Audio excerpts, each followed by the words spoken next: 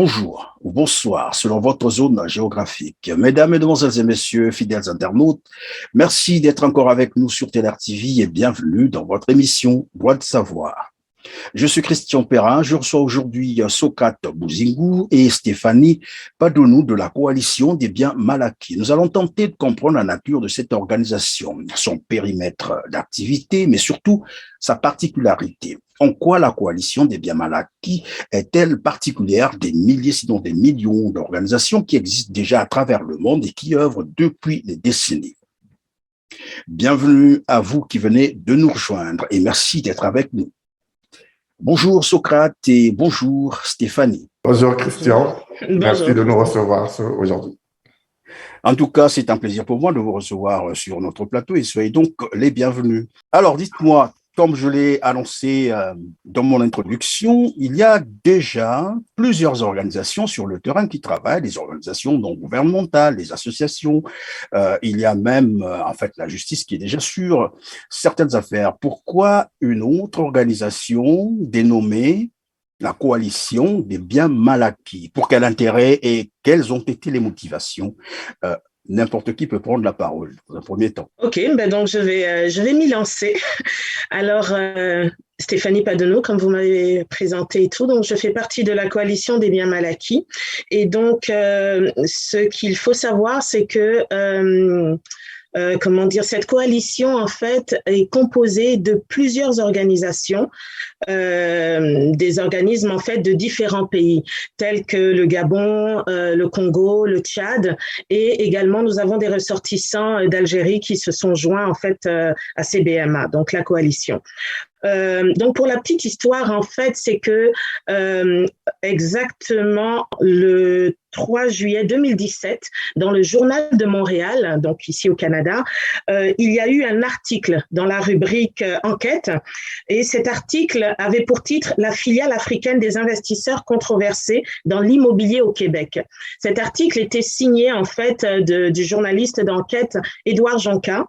Et on avait là, en fait, tout un travail d'enquête qui avait été fait et qui était dévoilé au grand public.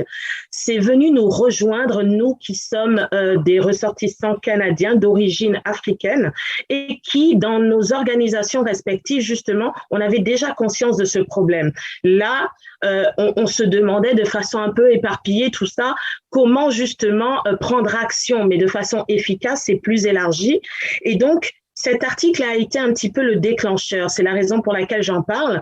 Et donc, à partir de ce moment-là, on s'est dit, bon, là, on a peut-être une occasion justement d'élever notre combat à un autre niveau.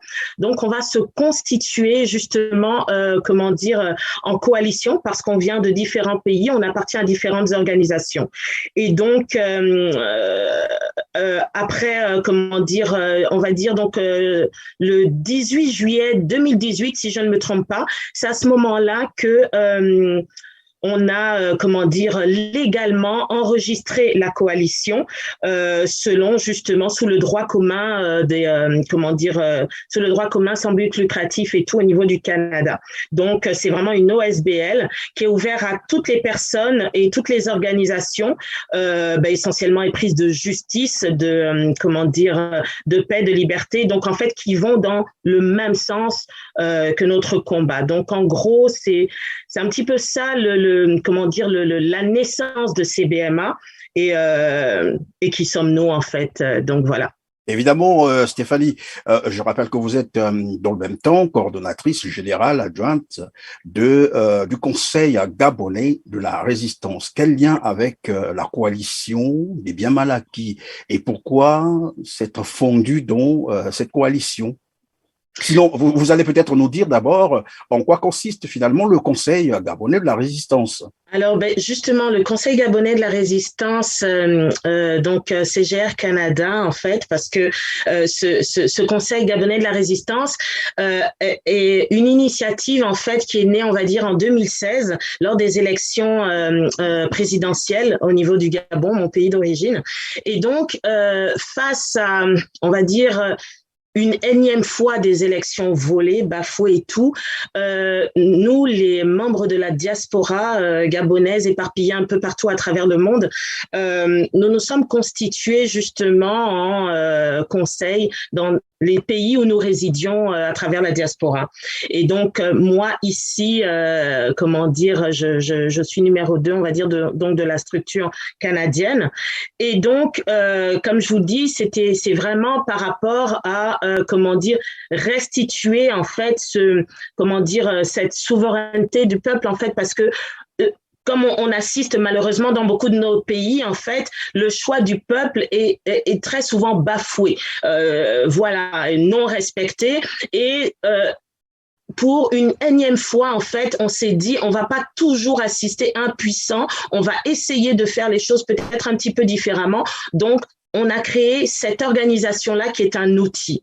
Et donc, moi, j'œuvre à travers donc le CGR Canada, mais vu que c'est très élargi, parce que quelque part, oui, de façon, comme je le dis, de façon politique, c'est vraiment instaurer cette transition, instaurer justement, restituer au peuple son droit, en fait, mais derrière tout ça, il y a des conséquences à toutes ces injustices qu'on observe et contre lesquelles on lutte, et les injustices économiques, donc justement le vol de montants exorbitants vers des pays étrangers, et souvent juste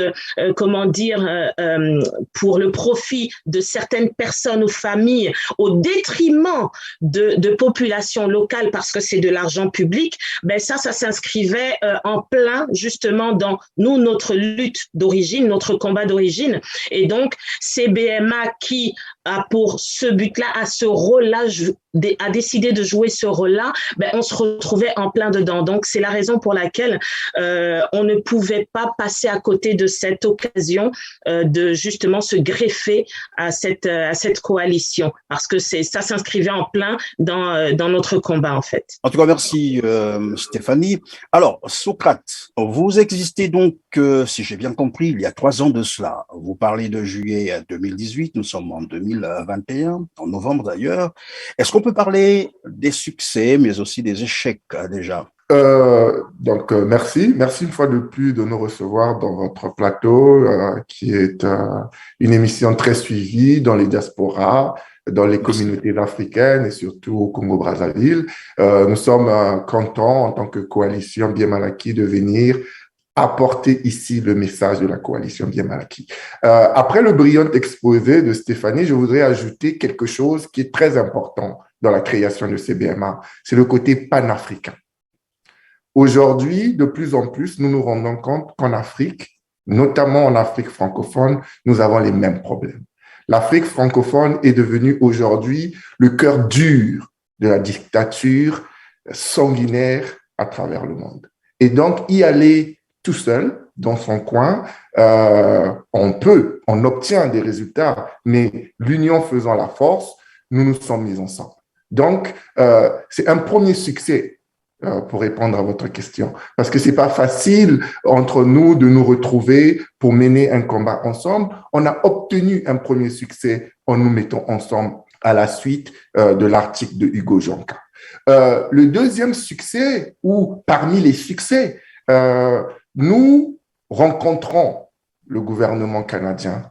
Nous avons déjà rencontré la ministre des Affaires étrangères du gouvernement canadien. À l'époque, elle s'appelait Madame Chrystia Freeland. Aujourd'hui, elle est ministre des Finances. Mais lorsqu'elle était ministre des Affaires étrangères, nous l'avions reçue ici à Montréal et elle nous avait écoutés. Elle nous avait demandé d'aller à Ottawa pour rencontrer Sanction Canada pour parler de nos problèmes. Nous avons, dans nos succès, porté plainte auprès de la Gendarmerie royale du Canada, qui est l'équivalent du FBI, la police fédérale canadienne. Nous avons, dans nos succès, des partenaires comme Transparency International Canada, Sherpa France, avec qui nous avons travaillé pour mettre en place des documents de restitution. Évidemment, nous menons un combat difficile contre des gens puissants et ça n'avance pas au rythme que nous souhaitons. Donc, Socrate, s'il vous plaît, vous menez un combat contre les hommes puissants, quoi. C'est déjà un aveu de faiblesse ou bien? Pas du tout. Non, pas du tout. Je pense que c'est bien d'identifier la personne qui est en face et nous avons affaire à des organisations criminelles. C'est pas moi qui le dis, C'est le ministère, par exemple, de l'immigration du Canada qui l'avait dit à Wilfrid Guesso. Quand on lui avait refusé l'accès au Canada en tant que résident permanent, le gouvernement canadien avait identifié Wilfrid Guesso comme étant membre d'une organisation criminelle. Ces organisations criminelles ont énormément d'argent à leur disposition. Pour parler du Congo-Brazzaville, par exemple, on sait que 14 000 milliards de francs CFA se sont évaporés dans la nature.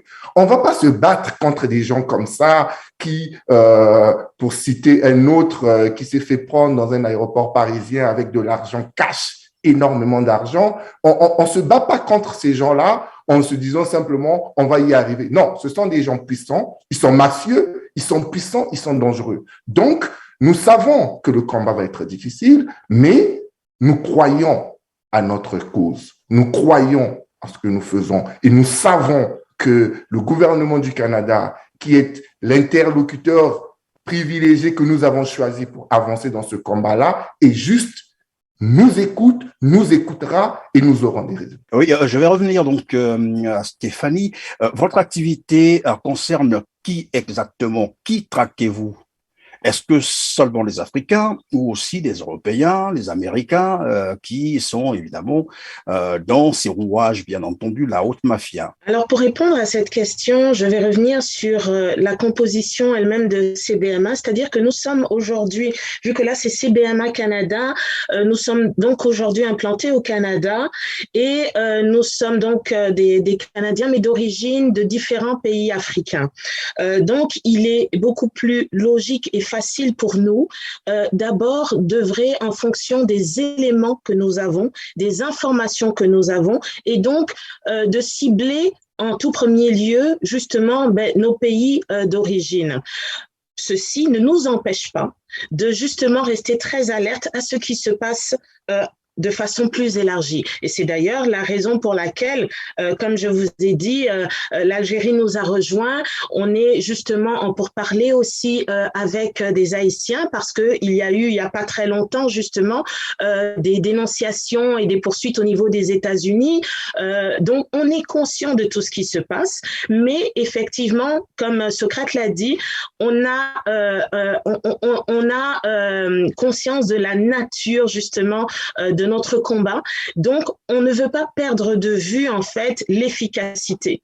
Raison pour laquelle on se dit, les dossiers que l'on traite, on veut avoir tous les éléments en notre possession, les fournir pour être capable justement d'arriver à des résultats. Et comme on dit, qui trop enlace mal étreint. Donc, c'est la raison pour laquelle on va aller crescendo, en fait, pour être sûr de ne rien rater et d'être plus efficace. Sans compter que vous n'êtes pas sans savoir qu'il y a d'autres organisations. D'ailleurs, pour certaines d'entre elles, on a travaillé de concert avec plusieurs d'entre elles, notamment au niveau de la France. Donc, d'autres organismes qui font la même chose aussi.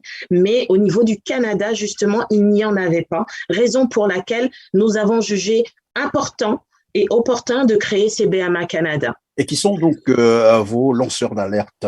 Vous travaillez comment? Est-ce que vous pouvez nous expliquer comment vous travaillez? Parce que dernièrement, nous avons suivi un rapport pondu par le consortium international des journalistes d'investigation, ICIJ, qu'ils ont d'ailleurs débaptisé par les Pandora Papers. Est-ce que ce genre d'enquête, par exemple, ou de rapport intéresse aussi la coalition des biens mal acquis pour démarrer, par exemple, une enquête ou un travail? La réponse est oui, ça nous intéresse.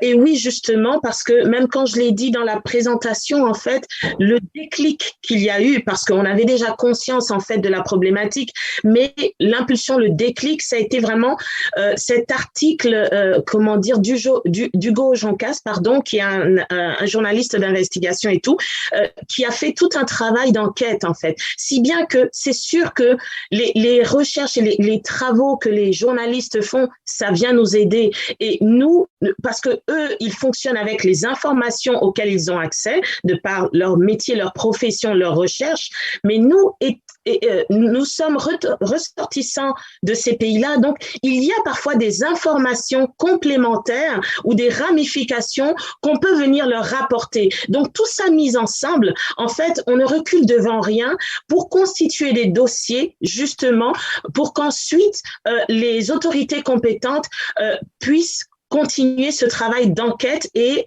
arriver justement à les résultats voulus qui sont justement ce à quoi on va arriver tout à l'heure, ce que l'on demande, parce que il y a des objectifs recherchés derrière tout ça. Stéphanie a tout dit. Je voulais juste compléter le fait que il faut voir notre travail comme un autre pont de la chaîne. C'est un maillage qui se fait à travers le monde. Sherpa, par exemple, France ne peut pas venir intervenir au Canada. C'est pas leur juridiction. La GRC va leur demander, mais sur la base de quoi vous voulez venir? Nous, on peut parler au Canada. Donc, c'est dans le cadre des maillages. Il faut qu'on y aille parce que le vide juridique profite aux organisations mafieuses et aux organisations criminelles. Alors, on a beaucoup parlé de l'enquête de Hugo Janka. Je voudrais un peu revenir là-dessus. Lesquels étaient concernés par cette enquête et qu'est-ce que vous avez dû faire? On va un peu comprendre votre activité sur le terrain, notamment au niveau du Canada, comme vous l'avez dit. Qu'est-ce que la coalition des biens mal acquis a pu faire après cette enquête? Bien entendu, nous savons que beaucoup des autorités, entre guillemets, africaines ont été pointées du doigt dans cette enquête. Mais l'enquête d'Hugo Janka a été est un très bon outil de travail pour nous. Parce que dans cette enquête-là, il y a eu un travail méthodique qui a été fait où on a listé des biens, meubles et immeubles qui ont été achetés au Canada sans prêt bancaire. Je vais juste répéter ça. On a acheté des maisons cash. Aujourd'hui, quand on va dans une banque et qu'on fasse une transaction qui dépasse 10 000 $, ça crée des alertes partout. Parce qu'on n'a pas le droit d'aller prendre 10 000 $ comme ça. On ne peut pas manipuler du cash à hauteur de 11 000 $ sans attirer l'attention de la police. Mais des gens, des individus clairement identifiés, achètent des appartements, des maisons à hauteur de 1 milliard, plusieurs centaines de milliers de dollars. L'enquête d'Hugo Janka a cité un ministre actuel du gouvernement congolais qui s'appelle Jean-Jacques Bouya. Son nom est cité dans l'enquête d'Hugo Janka, où il a acheté un bien dans la ville de Gatineau, à côté d'Ottawa. Il y en a d'autres. Et donc, et au Gabon, au Tchad, il y a un beau-frère de l'ancien président tchadien Idriss Déby qui a acheté des maisons cash à l'île des Sœurs, qui est dans la banlieue de Montréal. Donc, ce que nous avons fait lorsque nous avons pris connaissance de cet article-là, c'était vraiment un appel envers nous, ressortissants de ces pays-là, Canadiens aujourd'hui, et de ne pas laisser faire ça. Parce que si on n'avait pas réagi, qu'est-ce qui se serait passé aujourd'hui? Ça serait un article parmi la foultitude d'articles qui existent dans le monde et dont plus personne ne se souviendrait. Nous avons pris cet article-là, nous avons créé la coalition Bien Mal Acquis, nous avons rédigé une plainte, donc pour répondre précisément à la question, nous avons rédigé une plainte que nous avons transmise à la GRC, à la Gendarmerie royale du Canada. Dans cette plainte-là, nous avons eu le Conseil de transparence internationale Canada. Lorsque la plainte a été transmise, on nous a mis, nous, Coalition Bien Mal Acquis, en contact avec Sherpa. Nous avons travaillé de concert avec Sherpa, l'institution de M. William Bourdon, pour contribuer à cette plainte-là. Et à partir de la plainte, nous avons mené d'autres actions auprès du gouvernement canadien, comme, par exemple, vu qu'au Canada, il y a une loi, la loi Magnitsky, qui permet de dénoncer des gens qui font des crimes économiques, des crimes de sang et qui violent des droits humains. Nous avons profité donc de la création de Bien Mal Acquis et de l'article d'Hugo Janka pour étoffer une autre plainte auprès du gouvernement canadien, auprès de Sanctions Canada, pour qu'on puisse appliquer la loi de Magnitsky auprès de ces gens-là qui viennent impunément acheter des maisons ici sans hypothèque. Donc, c'est ça.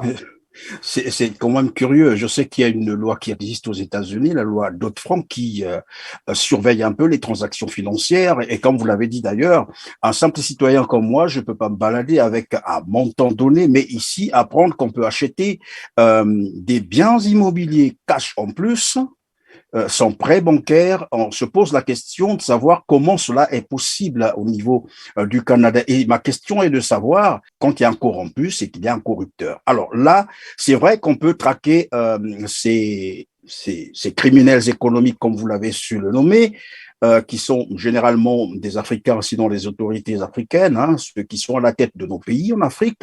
Mais au niveau du Canada, ceux qui reçoivent, comme je l'ai dit, quand il y a un corrompu, il y a un corrupteur. Et les corrompus, eux, est-ce que vous vous en occupez aussi? Justement, pour répondre à cette question-là, c'est un très bon point parce que ça nous amène en fait à nous, nos objectifs. Qu'est-ce que nous voulons, CBMA? Pourquoi nous faisons tout ça? C'est-à-dire que c'est sûr que l'objectif suprême, c'est d'éviter en fait ce vol, on va dire, parce que c'est du vol, c'est du vol, du détournement d'argent public. L'objectif suprême, c'est que ça s'arrête et que les populations puissent bénéficier de cet argent qui est leur argent. Bref, mais entre-temps, les actions qui sont posées, donc oui, il y a les personnes, les gouvernants, les personnes de nos pays respectifs que l'on poursuit, que l'on traque, mais il y a aussi ici la sensibilisation et la volonté de faire changer des lois, de faire établir justement des limites qui pour l'instant n'existent pas ou sont très floues. Il y a des zones grises, notamment des prête-noms, toute forme de stratèges qui permettent justement que ces personnes nantis, en fait, qui ont accès à des gros montants d'argent, puissent faire des choses que nous-mêmes, monsieur et madame tout le monde, ne puissions pas faire. Acheter une maison cash, ici, forcément, c'est quasiment impossible pour vous et moi. Par contre, ces personnes-là le font. Qu'est-ce que ça veut dire? Ça veut dire que les institutions financières par lesquelles elles passent se rendent complices. Ça veut dire que certains avocats ou quoi jouent avec la loi, jouent avec les règles et pour permettre ça. Ça veut dire qu'il y a tout un système qui est établi dans lequel ces personnes-là s'engouffrent et qui permet la réalisation de ce genre d'action-là. Et c'est la raison pour laquelle nous, ici, on travaille justement et on veut vraiment travailler de concert en fait avec les autorités canadiennes pour éviter ça. Parce que ce qu'on leur dit, c'est que là, ce n'est pas, de la mendicité dans le sens de aidez-nous à régler des problèmes qui se passent chez nous. Pas du tout. C'est non, vous avez intérêt à nous aider à régler ce problème parce que quelque part, nous, ce que nous faisons en dénonçant ces situations-là, on est en train, en tant que citoyens canadiens, de défendre les valeurs de ce pays que nous avons adopté. Donc, il y a des valeurs, il y a des règles, il y a un certain nombre de choses, mais on ne permettra pas, même à nos frères restés au pays ou quoi, parce qu'ils sont nantis, parce qu'ils sont aux affaires, parce que quelque part leurs valeurs ne sont pas comme les nôtres, de détourner justement ces valeurs-là, de les contourner au détriment justement des populations laissées à l'abandon. Donc, quelque part, c'est comme pour justement, garder cette image de ce pays-là, pour garder justement cette harmonie-là, aidez-nous à lutter contre ça et quelque part, on y gagnera tous. Vous y gagnerez, nous, on y gagnera. Parce que quelque part, quand ce genre de choses éclatent, par la suite, les dégâts, ils sont des deux parties, dans les deux camps. Donc, en fait, c'est un petit peu ça. C'est pour ça que, quelque part, c'est très élargi le travail de CBMA parce qu'on est conscient. Ce qu'on veut, par exemple, au niveau, comme je l'ai dit, des institutions financières, les avocats, en fait, établir des règles claires, que ce soit pour les ressortissants locaux, mais aussi et surtout pour les investisseurs étrangers. Il n'y a pas de problème. L'argent est toujours le bienvenu, mais assurez-vous que l'argent ait une provenance saine. Pourquoi? Parce que moi, quand je vais à la banque pour faire un certain nombre de choses, au-delà d'un certain montant, je dois justifier la provenance de mon 10 000 $ et plus. Donc, pourquoi quand vous recevez des millions, ça passe et vous ne vous posez pas la question de savoir est-ce que telle personne avec son titre, son salaire officiel, ses fonctions peut se permettre ce genre d'acquisition? Donc, c'est un petit peu ça, en fait. Parlons des objectifs, évidemment, de votre coalition. Une fois que vous êtes saisi d'une affaire, vous avez porté plainte, comme vous l'avez dit. La suite, c'est quoi exactement? Parce que le constat, c'est que lorsque vous portez, par exemple, plainte dans une affaire de corruption ou de bien mal acquis, une fois que la justice a terminé son travail, généralement, c'est le pays, c'est-à-dire si c'est au Canada, c'est le Canada qui tire profit, c'est-à-dire qui récupère ces biens-là. Et en quoi cela vous arrange, vous, la coalition bien mal acquis? Là, en fait, vous nous amenez à un autre chapitre de l'action justement de CBMA qui est la restitution. C'est-à-dire qu'en fait, oui, on lutte pour récupérer ces montants-là. Mais une fois qu'on les a récupérés, est-ce que le but, c'est de les renvoyer dans nos pays qui très souvent ont encore les mêmes dirigeants, le même système justement à la tête? Non, sinon on aura fait tout ce travail pour rien. Et justement, en fait, il y a un travail de fond qui est en train de se faire justement dans le cadre de la restitution. Pourquoi? Parce que ce que l'on veut, c'est qu'au final, ces montants-là, qui sont en fait des montants, c'est de l'argent public, on veut que cet argent puisse être restitué et mis à disposition pour la population à laquelle finalement ça a été volé. Donc, et c'est ça, en fait, on est en train d'essayer de trouver des mécanismes pour s'en assurer. Ça veut dire que c'est maintenant que vous commencez à œuvrer dans ce sens, de sorte que ces biens soient restitués aux pays africains, parce que depuis tant, ce que je venais de dire, évidemment, c'est la réalité. Une fois que la justice a terminé son travail, c'est soit, on peut citer les pays comme ça, c'est la France, c'est le Canada, ce sont les États-Unis qui en tirent profit, donc qui récupèrent ces biens-là. Oui, Socrate. Justement, la question est très, très intéressante parce que ça nous ramène un peu à la première question du début de l'émission, qui était la question phare. Pourquoi une autre coalition CBMA alors qu'il y en a plein qui existent justement? C'est pour répondre précisément à ce genre de questions. On a parlé de payer cash aujourd'hui. Il y a plusieurs pays, les lois ne sont pas faites pour régler tous les problèmes du monde. Au Canada, ils vont peut-être se dire que c'est pas un problème qui nous concerne, comme disait Stéphanie tout à l'heure. Donc, l'existence des gens comme nous, activistes politiques, défenseurs des droits humains, qui luttent contre les corruptions, c'est de dire à tout le monde, on ne peut pas continuer de faire comme ça. On ne peut pas continuer de laisser faire. Et donc, c'est un processus qui se fait. Et le processus ici, c'est éduquer le contribuable canadien, éduquer le législateur canadien pour qu'il puisse changer la loi, pour qu'il fasse évoluer la loi, pour que la loi soit juste et appliquée à tout le monde. C'est ça le principe. Donc, l'existence de CBMA au Canada nous permet d'apporter ce message auprès des autorités pour dire c'est ce que nous devons faire. Maintenant, c'est un processus. Nous n'avons pas commencé ce processus aujourd'hui. Nous pensons que ce processus doit se faire par étapes. La première étape, c'est d'abord arriver à saisir les biens. Nous n'en sommes pas encore là. Donc, nous sommes en train de travailler. Qu'est-ce que nous utilisons comme outil de travail? Mais on utilise le processus démocratique. C'est quoi le processus démocratique? C'est de parler au gouvernement, c'est de parler aux avocats, c'est de faire nous-mêmes des actions parce que on va pas seulement se contenter de regarder ce que les autres font, on va pas seulement être là à demander de l'aide. Nous voulons pousser les gens à nous écouter. Donc, en tant que CBMA, nous avons nos propres actions que nous souhaitons mettre en place qui va faire en sorte que nous puissions installer, je m'excuse du terme, ce n'est pas un terme guerrier, mais on veut installer un rapport de force au niveau canadien, au niveau international, pour qu'on puisse prendre ce problème à bras le corps et qu'on puisse vraiment y arriver. Je vais juste finir par dire que pour Mobutu Sese Seko, en RDC, en Suisse, en 2019, la justice avait décidé de restituer les biens de Mobutu Sese Seko à ses héritiers. Vous vous rendez compte? Donc, il faut faire ce travail-là. Il faut convaincre pour arriver à des résultats. Et c'est ce que nous faisons. La justice avait décidé de restituer les biens de Mobutu à ses... bon, voilà.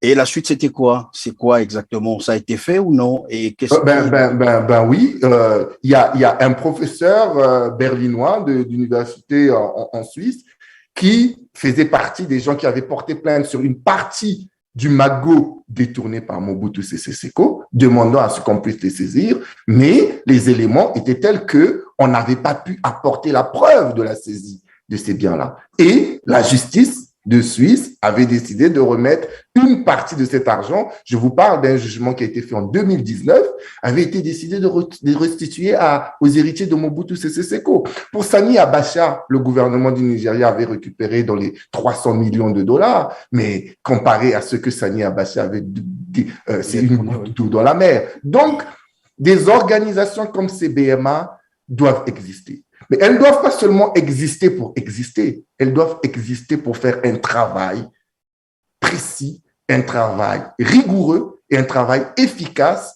auprès du législateur pour changer la loi. C'est comme ça que nous allons y arriver. Alors, si j'ai bien compris, votre action se limite au niveau du Canada et probablement que demain, il vous sera demandé d'aller au-delà du Canada. Je dis bien le Canada parce que donc c'est gouvernants qui viennent investir au Canada. Et si l'action se passe hors du Canada et que les lanceurs d'alerte pensent que vous êtes les mieux placé pour gérer ce dossier, parce que nous avons dit tout à l'heure, et c'est la raison pour laquelle d'ailleurs vous existez, c'est ce que j'ai semblé comprendre avec la dernière réponse de Socrate, c'est que vous travaillez pour que désormais, une fois que tout le processus a été mené à bien, que ces biens-là reviennent aux Africains. Alors si, maintenant nous parlons, puisque vous existez déjà, et que l'affaire est hors du Canada, mais que les gens lancent l'alerte et pensent que votre coalition est la mieux placée pour gérer ce dossier. Comment ça se passe? Alors, nous sommes totalement ouverts à ça. Et pour cause d'ailleurs, sur notre site web, sur notre page web, nous avons instauré justement un processus de récolte d'informations, de dénonciation, même de façon anonyme. Donc, en fait, ça veut dire que nous sommes ouverts justement à récolter toutes ces informations-là. Maintenant, il y a deux façons de faire. Si ça concerne directement le Canada, donc la juridiction que nous maîtrisons et tout, à ce moment-là, nous prenons action. Maintenant, je prends un autre exemple. Si ça ne concerne pas le Canada, je prends un exemple tout simple. Oui, c'est vrai, il y a des organisations et tout, mais il y a à peu près 1 ou 2 ans, si je ne me trompe pas, on a commencé justement à travailler avec des frères, en fait, panafricains au niveau des États-Unis. Pourquoi? Parce que par rapport encore à d'autres dossiers et tout, et là, on essayait de voir, ils étaient en train, on leur avait demandé justement de vérifier les organisations déjà en place qui œuvrent exactement dans le même sens et quels sont leurs champs d'action pour savoir si, par exemple, on devait, oui ou non, ouvrir un CBMA États-Unis. Mais si, par exemple, il y a déjà des organisations en place qui font la même chose, non, pas besoin. Ce qu'on va faire à ce moment-là, c'est, comme on a dit plus tôt, c'est qu'on travaille de concert avec tous ceux qui poursuivent le même objectif. Donc, à ce moment-là, on se rapproche des organisations déjà en place qui font la même chose en disant « Nous avons eu accès à telle information. Vu que nous, notre champ d'action est peut-être limité au Canada, vu que c'est ce que nous maîtrisons le mieux, nous vous transférons ces informations-là et on peut travailler de concert. » C'est notre façon de fonctionner. Donc, je ne sais pas si ça répond à la question, mais en gros, c'est vraiment pour dire on est ouvert à tout ce qui se passe. Et même par la suite, c'est pour ça aussi que je disais un peu plus tôt dans l'émission, on garde l'œil ouvert, en fait, on garde une veille, on va dire quasiment mondiale, parce qu'on est capable de savoir plus ou moins ce qui se passe dans telle ou telle autre région du monde, même si nous ne pouvons pas directement avoir, action là-dessus, mais au moins, même les indications sur qu'est-ce qui existe, qu'est-ce qui se fait, ben nous, ça nous aide aussi dans notre travail. On va être un peu plus pragmatique. J'ai juste envie de savoir les dossiers sur lesquels vous avez roulé votre bosse. Sur quoi avez-vous déjà travaillé et qui a abouti? Sinon, sur quoi vous travaillez maintenant? Quels sont les dossiers qui sont sur votre table? Si c'est pas une indiscrétion, bien entendu. Hein. Si c'est non, ce n'est pas une indiscrétion. Nous avons porté plainte auprès de la GRC après l'article du Gojanka. La plainte est là. Effectivement, la GRC continue de nous dire qu'elle est en train de travailler dessus, elle ne communique pas à propos. La plainte y est. Ça, c'est concrètement ce qui a été fait. L'autre concret, comme je vous ai dit plus loin, au début de l'émission, nous avons adressé à Sanctions Canada, après avoir rencontré Mme Chrystia Freeland, ministre des Affaires étrangères du Canada, une liste pour que des gens soient mis sur la liste Magnitsky. La liste Magnitsky dit que lorsqu'une personne a son nom dessus, cette personne-là ne peut plus transiger avec une personne résidant au Canada. Traduction, tous ces biens, meubles et immeubles au Canada saisis. Et je me souviens, lorsque nous sommes partis rencontrer Sanctions Canada, on leur avait fait remarquer que les seuls noms qu'il y avait sur la liste Magnitsky en Afrique, c'était des noms du Soudan du Sud. On leur a dit, mais c'est un peu une blague, parce que quand vous voyez le plus dur de la dictature sanguinaire aujourd'hui en Afrique, c'est quand même localisé dans le bassin du Congo. Et il n'y a aucune personne de ces gens-là sur cette liste-là. Ils ont dit, ouais, on comprend le point. Donc, il y a aussi une liste qui a été déposée à Sanctions Canada pour Magnitsky. Qui concerne, c'est pas une indiscrétion, qui concerne quel pays, par exemple? Je veux pas entrer dans les noms. Non, mais ça concerne les pays représentés dans la coalition Bien Malaky Canada, à savoir le Gabon, le Congo-Brazzaville, le Tchad et l'Algérie. Des noms ont été identifiés, des gens qui sont dans les crimes économiques, dans les crimes de sang, dans la violation des droits humains. Pour parler du Congo, on parle de ceux qui torturent, les gens qui ont torturé M. Kalakala, ils sont connus. Hein. Et ces gens-là, des gens qui sont dans les crimes financiers au Congo-Brazzaville, ils sont connus. Au Gabon, ils sont connus. Au Gabon, on a tiré à l'arme lourde après l'élection présidentielle de Jean Ping. Ces gens-là sont connus. Donc, des noms ont été cités et des noms ont été déposés. Sanctions Canada nous a répondu qu'il y a le pouvoir discrétionnaire du ministre des Affaires étrangères parce que c'est le ministre des Affaires étrangères. On ne peut rien faire par rapport au pouvoir discrétionnaire. Par contre, vu que nous existons, nous mettons la pression et nous avons des outils, nous mettons en place des éléments, des stratagèmes pour mettre la pression et on a bon espoir qu'un jour nous aurons des résultats. Mais à l'étape d'aujourd'hui, pour donner précisément une réponse à votre question, nous avons posé des actions, nous avons envoyé des noms, nous avons porté plainte, nous continuons de faire le suivi et nous continuons de mettre en place des stratégies pour que personne n'oublie ce qui a été envoyé. Nous leur disons tout le temps que nous sommes là, nous suivons ce que nous avons voulu et nous souhaitons avoir des résultats et des résultats probants, pas du tournage en rond. Alors, si j'ai bien compris, évidemment, c'est dans votre dernière réponse. Finalement, vous ne vous limitez pas seulement au Bien Malaky, mais vous vous intéressez aussi, disons, aux dérives totalitaires, torture, vous avez dit, violation des droits, des libertés. C'est cela? Ça vient ensemble. Oui, en fait, c'est ça. C'est que quelque part, on s'est rendu compte en faisant nos enquêtes et tout que c'est quasiment toujours les mêmes personnes. C'est que l'un vient généralement avec l'autre. C'est souvent les mêmes personnes. C'est-à-dire que, comme je vous l'ai dit, vu que nous sommes déjà dans des organisations à la base par rapport à nos pays et tout, donc c'est sûr que dans ce cadre-là, nous avons accès à de l'information sur tout ce qui est torture, tout ce qui est crime et tout, et donc nous savons. Maintenant, quand on va du côté crimes financiers, on se rend compte que c'est souvent les mêmes.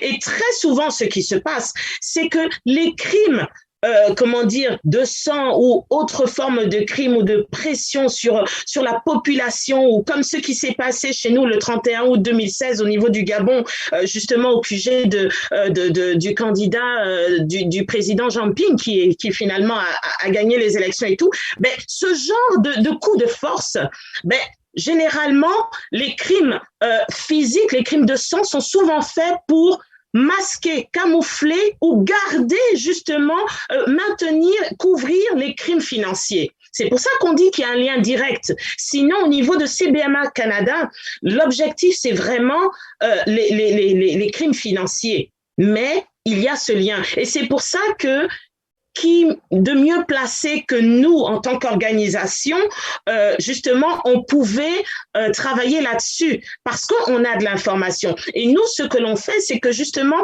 on sert de relais parce que pour les autorités canadiennes ici, ils fonctionnent avec l'information qu'ils ont ou qu'ils peuvent avoir. Mais nous, quelque part, ressortissants de ces pays-là, parfois, on a des ramifications, des compléments d'informations qui leur permettent de faire des liens qu'ils n'auraient pas vus initialement. Donc, c'est un petit peu cette façon de travailler qui est un travail de fourmi, de longue haleine, mais qui donne des résultats. Et c'est vraiment ça. Donc, oui, il y a un lien, même si CBMA ne lutte pas premièrement contre les crimes de sang. Ce sera probablement la dernière question. Vous travaillez, vous avez dit, vous luttez contre la possession des biens mal acquis. Vous lancez des procédures, comme vous l'avez dit. Probablement que vous travaillez avec beaucoup d'autres partenaires. Ça aussi, vous l'avez dit. Mais quelque part, Stéphanie me disait, oui, lorsqu'on saisit ces biens, une fois la procédure terminée, on se retrouve avec ces biens qui avaient été mal acquis entre soi. Qu'est-ce qu'on en fait? Est-ce qu'on retourne ça entre les mains de ceux qui ont commis ces actes? Comme quelqu'un qui disait d'ailleurs, on ne règle pas les problèmes avec ceux qui les ont créés. Mais dans ce cas d'espèce, une fois que vous vous retrouvez avec, par exemple, des biens immobiliers ou soit des fonds qui avaient été détournés, procédure terminée, que faites-vous à l'instant lorsque, dans le pays concerné, le régime qui est à l'origine de ces détournements est encore sur place? Monsieur Perrin, c'est une très bonne question et c'est une question qui concerne que des pays occidentaux, que le Canada suit. Il y a l'ONU, je crois qu'il y a une résolution à propos. Et lorsque nous avions rencontré la ministre des Affaires étrangères, Chrystia Freeland, elle nous avait envoyé vers un organisme canadien qui s'appelle World Refugee Council. Le World Refugee Council a entre autres pour mission de savoir qu'est-ce qu'on ferait avec de l'argent qui est saisi. Et le World Refugee Council, sa proposition au gouvernement est de dire on prend cet argent et on finance les réfugiés politiques.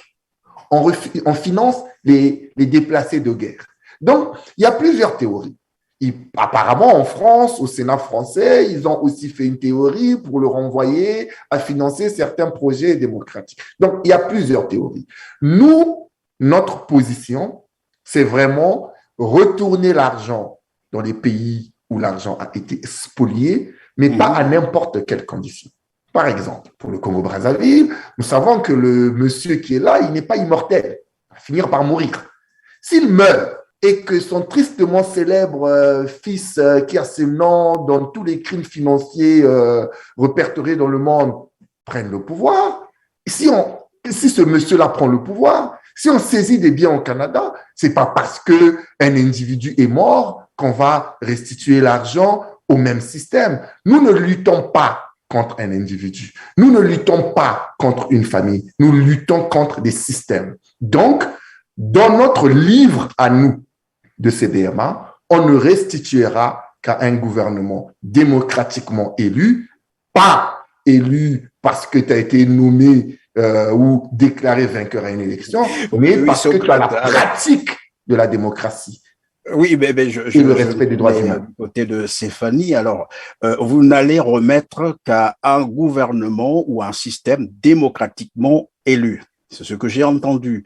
Mais il se trouve qu'en Afrique, il y a des régimes totalitaires qui ont pratiquement fait plus d'un j'allais dire un siècle, peut-être que j'abuse, mais demi-siècle, alors vous allez continuer à garder ce magot entre vos mains ou dans l'autre cas de figure, comme vous l'avez dit, on va injecter cela dans, comment on appelle ça, les organisations qui s'occupent un peu des réfugiés à travers le monde. Mais j'imagine un peu l'argent saisi des dignitaires, par exemple, du parti au pouvoir au Gabon, j'imagine. Cet argent, vous l'avez sur votre table, mais que donc demain matin, probablement, on ne le souhaite pas, et que Ali Bongo se fasse succéder par son frère ou son fils, si l'on a, exactement. Celui-là encore fera pratiquement 20 ans, 30 ans. Vous allez continuer à garder où vous enverrez vers les réfugiés. Mais quels réfugiés, finalement? On ne va pas prendre quand même l'argent des Gabonais pour donner à tous les réfugiés du monde. Justement, en fait, c'est la raison pour laquelle, plus tôt, ça a été mentionné, c'est une question tellement importante, tellement cruciale que on n'a pas fini de travailler là-dessus. Et même, on a cité plusieurs exemples, plusieurs pistes de solutions, plusieurs propositions, mais qui ne sont pas toujours viables, dépendamment des endroits, dépendamment des coins, dépendamment des circonstances.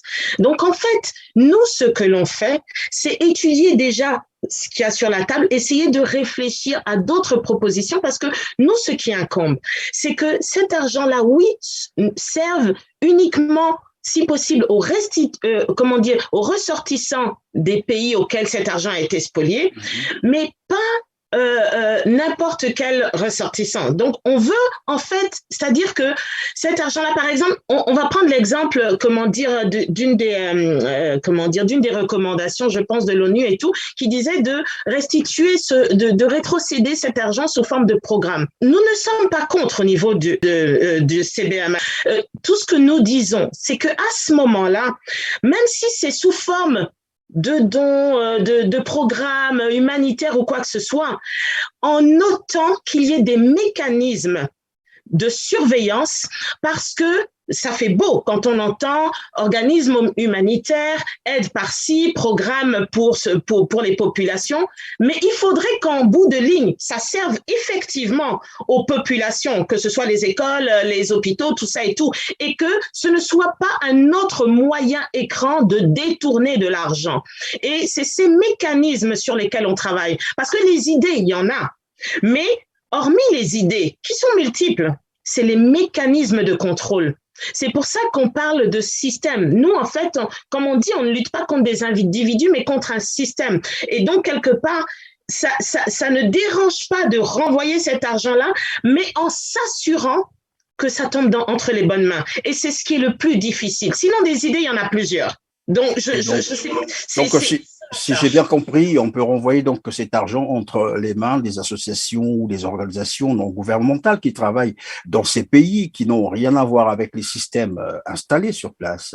En notant que des mécanismes de contrôle, des conditions soient mises pour être sûr que, par exemple, je prends un exemple tout simple, c'est-à-dire que ça peut être restitué, on va dire, par exemple, ici, quand on fait des demandes de subventions ici, pour tout ou n'importe quoi, on dit, par exemple, on vous octroie un 10 millions. Le 10 millions, on ne vous le donne pas comme ça. On vous le donne sous condition pour un projet bien précis et on vous donne par tranche et sous vérification à chaque fois. Donc, en fait, quand je parle de mécanismes de contrôle, de surveillance, c'est ça, en fait, c'est de trouver des voies et moyens pour s'assurer qu'en bout de ligne, ça tombe vraiment aux bonnes personnes ou ça serve aux bonnes personnes. Et c'est vraiment ça, en fait. Donc, au niveau de CBMA, non, ça ne dérangerait pas que justement ça passe par des organismes, que ça passe par des projets, que ça passe par... Mais c'est vraiment les mécanismes qui sont importants. Parce qu'on ne veut pas effectivement que finalement on dépouille X, on récupère l'argent que X a volé et puis finalement de façon détournée on remet ça à X ou aux enfants de X. C'est ce qu'on ne veut pas en fait. Donc et c'est ça la subtilité de la chose. C'est ça. La subtilité de la chose, oui. Excusez-moi, mais il y a un préalable à la restitution. Il y a un préalable à la restitution. Le préalable, c'est gouvernement démocratiquement élu. Ça ne signifie pas on t'a déclaré vainqueur à 2 heures du matin quand le courant était coupé. On parle d'un gouvernement démocratiquement élu, reconnu partout et qui a des pratiques démocratiques. Ça, c'est des choses qu'on peut mesurer. C'est mesurable de savoir. Le Ghana, aujourd'hui, fait un bon travail au niveau de la démocratie. Ben oui, au Ghana, si on saisit des biens de quelqu'un, ben on peut le restituer au Ghana. Donc, il y a des pratiques. En Côte d'Ivoire, il y a eu une élection, mais c'est pas un gouvernement qui fait. Mais évidemment, Socrate, ma question est expresse parce que je vais vous prendre, le Congo comme le Gabon, ce sont les mêmes réalités, ok? Vous avez tout cet argent, par exemple, entre vos mains, que vous avez récupéré. Je sais que c'est des grosses sommes, hein, de toute façon, on le sait. Alors, vous attendez restituer cela entre les mains d'un gouvernement démocratiquement élu, comme vous êtes en train de le dire. Mais je vous ai dit qu'il y a des systèmes qui perdurent, des systèmes totalitaires qui perdurent en Afrique. Et dans le même temps, il y a une population, mais alors meurtrie, de la misère. Je ne vais pas citer ici, mais j'ai dit tout à l'heure, le Gabon comme le Congo, ce sont les mêmes réalités. Nous savons comment les populations vivent. Alors, ces populations ont parfois besoin d'aide et parfois par organisation interposée.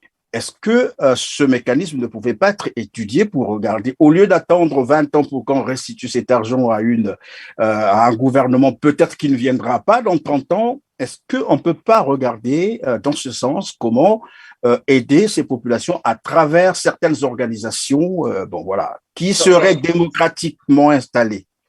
Monsieur Perrin, je vais répondre, je vais me mettre dans ce contexte, dans le contexte du point que vous développez, pour vous dire qu'effectivement, c'est la subtilité aussi des combats que nous menons, nous les activistes politiques, vous dans ce que vous faites.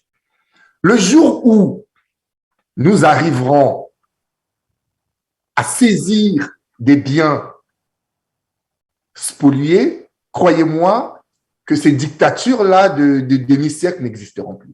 Parce que si on arrive à porter le message, à les saisir ici, on serait en train de les dégager de l'autre côté. C'est ça le processus. C'est ça le processus. Nous ne sommes pas dans un monde hermétiquement fermé. Si on parvient à convaincre les États-Unis d'Amérique, le Canada, la France, de saisir ces biens-là, vous pensez vraiment qu'ils vont continuer de vouloir que ces gens-là demeurent en poste? Je ne pense pas. Donc, moi, je pense que ce sont des choses qui se mèneront parallèlement. La saisie coïncidera avec la chute de ces dictatures sanguinaires. Et donc, le problème… Vous pensez que c'est lié? Parce que nous avons quelques exemples. Hein. Parlons seulement du Congo. Il y a eu des moments où on a saisi de l'argent quelque part et même la justice, parfois, on a profité. Dans ces pays-là, on récupère cet argent, mais ces systèmes continuent à fonctionner. Ils s'en moquent.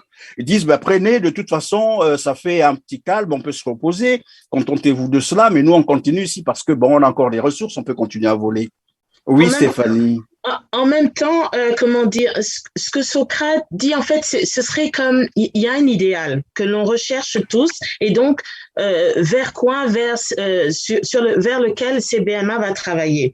Toutefois, on est conscient de la situation, et donc, par rapport à ça, justement, l'un n'empêche pas l'autre. Je m'explique. C'est-à-dire que l'idéal, effectivement, serait d'attendre effectivement des gouvernements démocratiquement élus. Mais comme on le sait, il y a quasiment presque des royautés chez nous, donc voilà.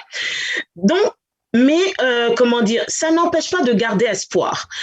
Parallèlement, le point qu'il a soulevé est un très bon point aussi, c'est que le fait justement, de reconnaître ici et peut-être de condamner, c'est vrai que dans certains cas, on a l'impression que c'est des gouttes d'eau dans la mer, mais des organisations comme CBMA sont en train de se multiplier, leurs actions sont en train de se multiplier. Donc, quelque part, ce n'est pas sans écorcher ces dirigeants-là. Ça, c'est de 2. Et de 3, comme je le mentionnais, c'est que pendant ce temps-là que ces dictateurs se maintiennent en poste, il y a des populations qui se meurent. Et donc, pendant ce temps-là, c'est la raison pour laquelle je disais CBMA n'exclut pas les différentes propositions suggérées jusqu'à présent, dont celle de, peut-être renvoyer sous forme de projet, utiliser des organismes humanitaires ou autres.